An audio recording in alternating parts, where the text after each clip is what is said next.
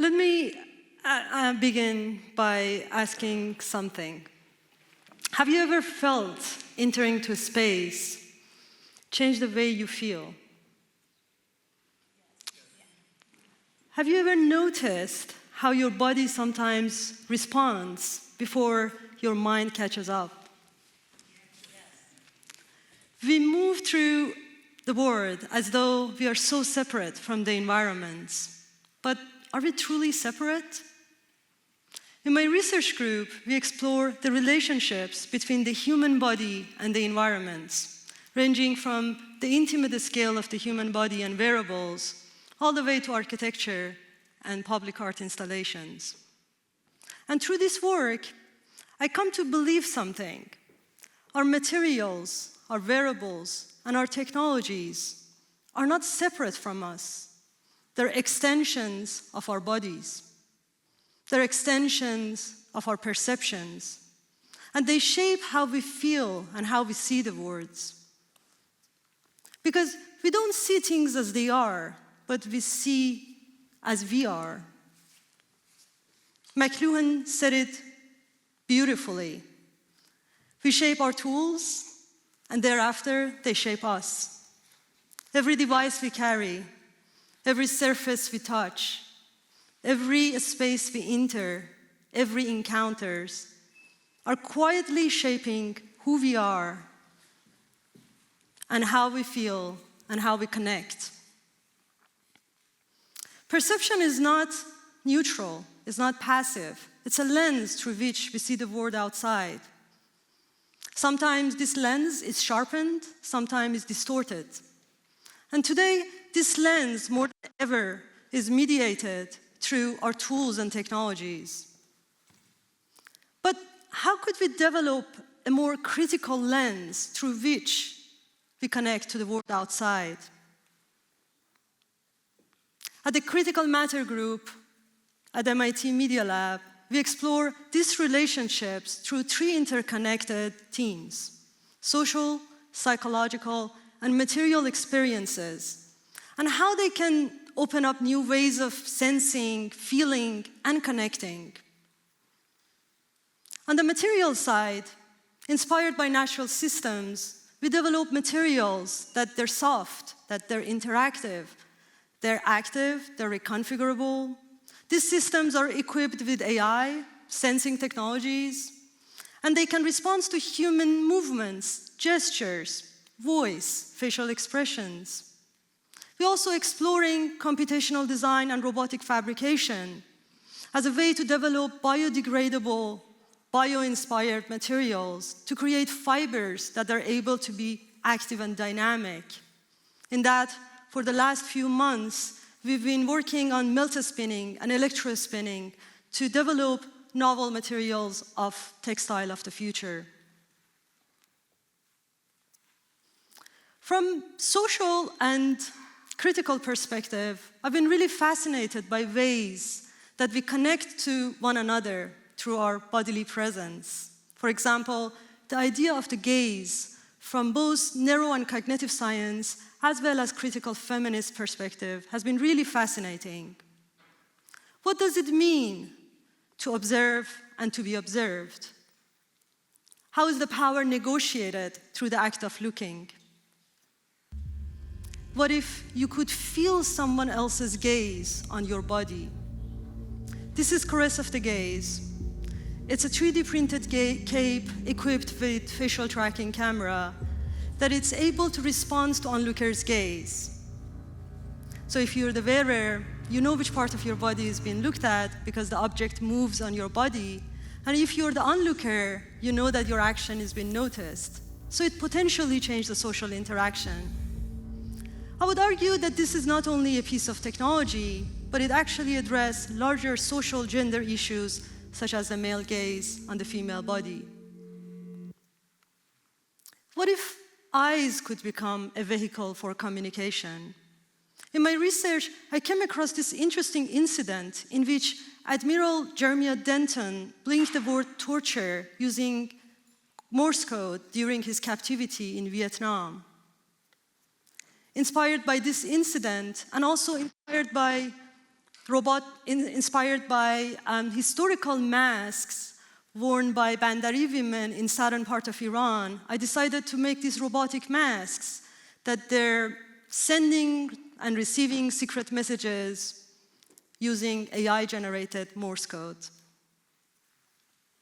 The aim is to sow anxiety within this patriarchal structure by developing a new language that no one else can understand except this marginalized community, and hopefully give them a voice for communications.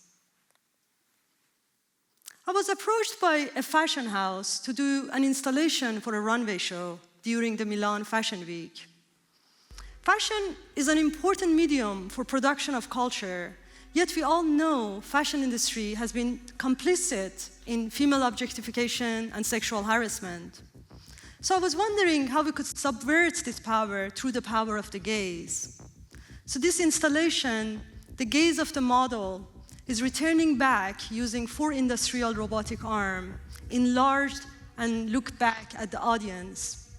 The aim is to use the gaze to create the uncanny feeling of being watched and make the audience to be more aware of their disturbing biases that they're so deeply rooted within our subconsciousness. Moving from fashion to urban scale, what if public building could share our fears and our dreams? Gaze to the Star is the largest scale participatory public art installation that turned the MIT Great Dome to a storytelling vehicle. In order to collect 200 eyes and 200 stories, we designed and fabricated this sensory pod.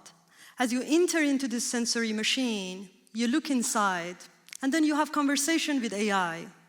The AI asks you questions such as, what are you longing for? Or, what do you dream of becoming? As you answer, the AI asks you a follow-up question to better understand your story. We record the transcriptions of your interaction, we summarize that to 10 words, and we encode that as a Braille message inside the iris. Over 3 nights, we projected all these 200 eyes with their encoded messages to MIT Dome. As people walk in the city, they spot these giant eyes. They might get curious. If they're inside the yard, they can scan QR code and it would take them to the website so they can decode the hidden messages behind every given eye. Instead of reinforcing institutional power, this piece empowers the community to share their own stories. The stories that they're not only stories of success, but also stories of loss, grief, pain. We also noticed the impact of anthropomorphism. In designing the AI system for this sensory pod, we trained the system based on meditation teachers to make sure we create this soothing environment so people can open up to share the most vulnerable aspects of their lives. But also by projecting all these intimate parts, our eyes, to public space, it creates a different type of dynamic. It brings the city alive. The body of the community becomes body of the city. Beyond the projection, this project also has a layer of data visualization, which you can explore by going to the website. We wanted to see what are the common patterns that brings the community together, and what are the hidden patterns that they share among the community. We run the AI system and found out that some of these stories start to emerge, the stories of community, fear and uncertainty, inner peace. And this was incredible to find out what brings the community together. So I encourage you all to check out and find out on your own. In our lab, we explore how intelligence can be embedded inside matter through computational textile, through responsive and dynamic environments, through devices that can sit against your skin. When a garment feels someone else's gaze, the relationship between you and the environment changes.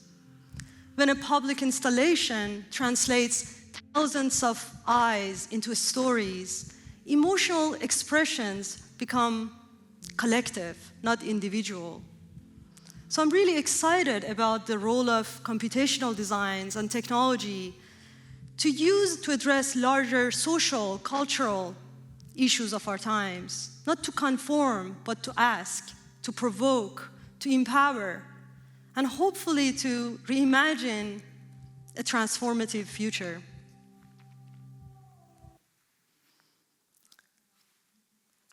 Beyond the social dimensions, I would like to invite you all, let's come back to our body. I want to invite you all to take a moment.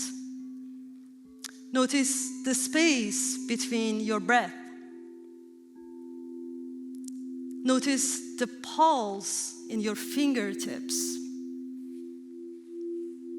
the movements of your thoughts. We often imagine that our mind is so sealed behind our eyes, inside the skull. But what if the mind is not confined? What if it's a wave? What if it's a frequency, it's a vibration? And what if you could shape matter with the power of your mind? I've been really fascinated by contemplative practices and its intersection with science, with practices of mindfulness, meditation, and simple act of turning inwards to find moments of peace. And I've been wondering how technology, design, and art could help us to feel more connected to ourselves, to one another, and to our environment. So I'm excited today to share our latest project that explore the relationships between mind and matter.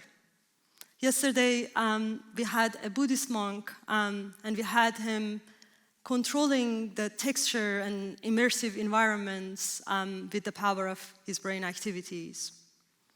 The goal of this work is really to see how art, design, and technology can support our psychological well-being. So I would like to invite you to relax, to experience this work with us. It's going to be a 5-minute performance. That's an interactive sound. We will have a sound healing artist, Abby Fritchett, who is joining us. So allow yourself to really enjoy this immersive experience. If you're sensitive to sound or light, I would say feel free to leave the room. Otherwise, really enjoy the experience. But before we begin, I also would like to thank my incredible team for days and nights working hard to make this project a reality. Ray, Yushong, Annie, Hannah, and the entire team at the Critical Matter Group in Media Lab has been working incredibly hard to make this happen. And today we brought it here in this space, so I'm excited for all of you to experience it. And I want to also thank the Music Hall as well as John Warner and the team to make this happen. Thank you.